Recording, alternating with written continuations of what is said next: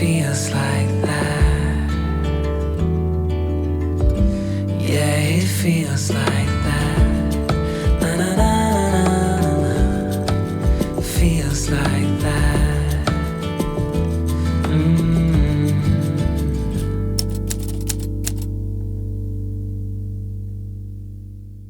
इस वक्त हालत बहुत ख़राब है। सुबह सवेरा एज़ यूजुअल उठा हूँ, बस ली थी मैंने टैलेंट से रीगा के लिए। अभी अभी मैं रीगा पहुँचा हूँ और आते साथ ही ये पाकिस्तानी रेस्टोरेंट है लाहौरी तड़का के नाम से, तो इधर आया हूँ। देसी खाना खाते हैं। चाय का पूछा मैंने लेकिन चाय नहीं थी इनके साथ, लेकिन खाना खाते हैं और फिर उसके बाद चेक इन करेंगे हॉस्टल में, फिर सिटी को एक्सप्लोर करेंगे।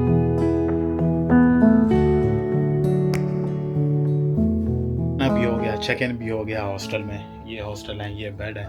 व्यू भी यहाँ से सिटी का थोड़ा सा मज़ेदार है, मेन सेंटर दिख रहा है। तो फॉर्मली आपका स्वागत है व्लॉग में, रीगा के इस व्लॉग में। लात्विया का कैपिटल है, बाल्टिक का ये टूर हमारा आगे जा रहा है और आज हम एक्सप्लोर करेंगे रीगा के ओल्ड टाउन को। तो चलिए एक्सप्लोर करते हैं रीगा के ओल्ड टाउन।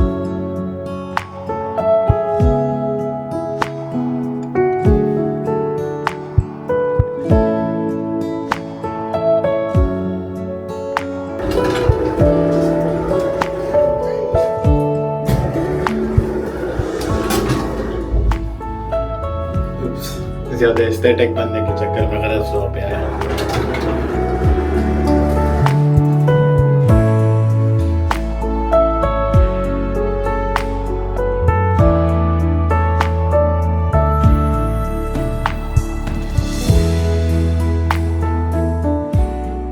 और इस व्लॉग को शुरू करते हैं इस फ्रीडम मॉन्यूमेंट से, जो लात्वियन हिस्ट्री में सबसे इम्पोर्टेंट आई वुड से कि मॉन्यूमेंट है या स्टैचू है। इसको 1935 में बनाया गया था, जब लात्विया अभी नया इंडिपेंडेंट रिपब्लिक बना था। इस मॉन्यूमेंट के ऊपर आपको स्टैचू नज़र आ रहा होगा जिसको मिल्डा कहते हैं, और इसने 3 स्टार्स अपने ऊपर ऐसे पकड़े हुए हैं जो लात्विया के 3 हिस्टोरिकल रीजन्स को रिप्रेजेंट करते हैं। कहते हैं कि जब सोवियत एरा में लात्विया, लिथुआनिया, एस्टोनिया, जब इन सारे इलाकों पर सोवियत यूनियन ने कब्जा कर लिया था तो they wanted to destroy it, लेकिन फिर सोवियत यूनियन ने सोचा कि ये रिप्रेजेंट कर सकता है सोवियत ग्लोरी को, लेकिन रियलिटी में लात्वियंस इसको as a secret symbol of independence ही कंसिडर करते थे। और यही वजह है कि 1991 में जब लात्विया को इंडिपेंडेंस मिली तो ये फिर से लात्वियन फ्रीडम का एक सिंबल बन गया। आज भी यहाँ पर आपको गार्ड्स मिलेंगे जो इसको सेफ गार्ड करते हैं। लात्विया में जो भी प्रोटेस्ट वगैरह होती है वो यहाँ पर ज़रूर होती है।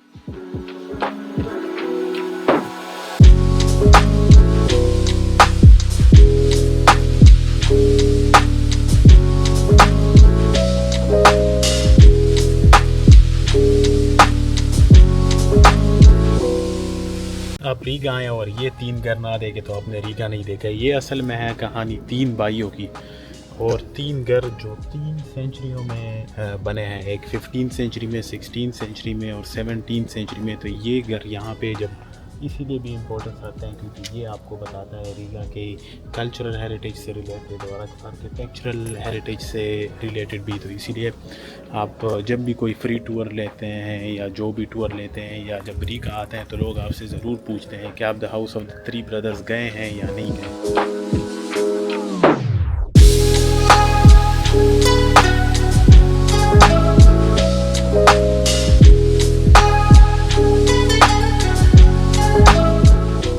तो इस जगह को बोलते हैं यहाँ का डूम स्क्वायर, मेन स्क्वायर है यहाँ का। यहाँ पे आपको क्रिसमस मार्केट्स वगैरह भी लगी हुई नज़र आएंगी अगर आप क्रिसमस के टाइम यहाँ पर आते हैं। सामने यहाँ पर जो है वो चर्च है और उसका एक गॉथिक स्टाइल डूम है, इसी वजह से इसको डूम स्क्वायर यहाँ पे बोला जाता है। और अभी मैंने एक टूर लिया जिसमें वो गाइड बता रहा था कि असल में ये स्क्वायर जो है ये सिरे से ही ऐसे नहीं था, बल्कि यहाँ पे छोटे छोटे घर थे। लेकिन चूँकि पिछली वाली बिल्डिंग में जो है वो लात्विया का अपना एक डिक्टेटर रहा था 5 साल के लिए, तो वो चाहता था क्योंकि इसकी ये जो बैल्कनी थी कि वो इस बैल्कनी में आए, लोगों को स्पीच वगैरह करे। तो यहाँ पे जितने भी ये जो घर थे तो वो घर यहाँ से उसने हटा दिए थे। अभी भी आपको यहाँ पे ये लाइन्स नज़र आएंगी, तो ये वही जो घर थे और उनका जो नक्शा था तो उसी के बेस पे यहाँ पे इन्होंने ये लाइंस बनाई हुई है।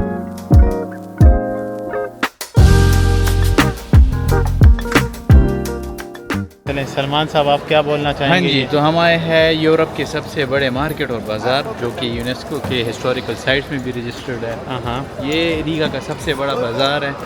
और आपको लगता है ये बड़ा मुझे तो बाजार नहीं है? लगता। इससे तो हैदराबाद के एतवार बाज़ार भी बड़ा होता है।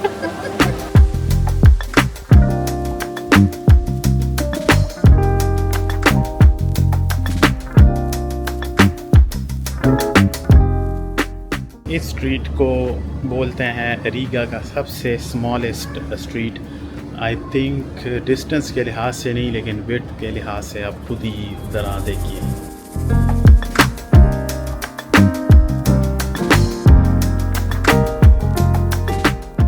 अच्छा, बहुत ही कम लोगों को पता होगा कि सोवियत एरा में सोवियत यूनियन ने अपने स्टाइल में जो है शर्लक होम्स सीरीज़ निकाली थी।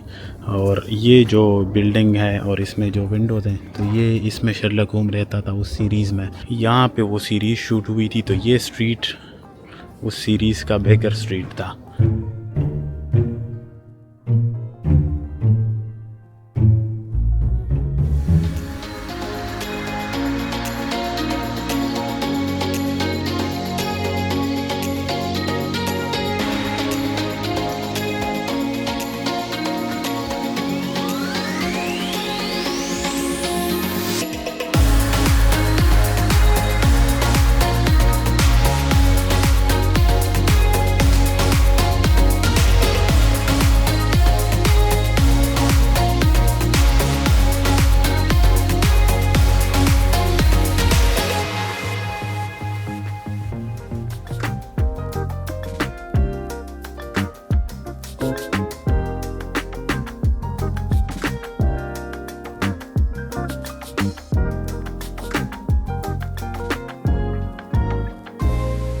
तो ये सिटी सोने जा रही है और साथ में मैं भी। तो मिलते हैं अगले व्लॉग में विल्नियस में, तब तक के लिए।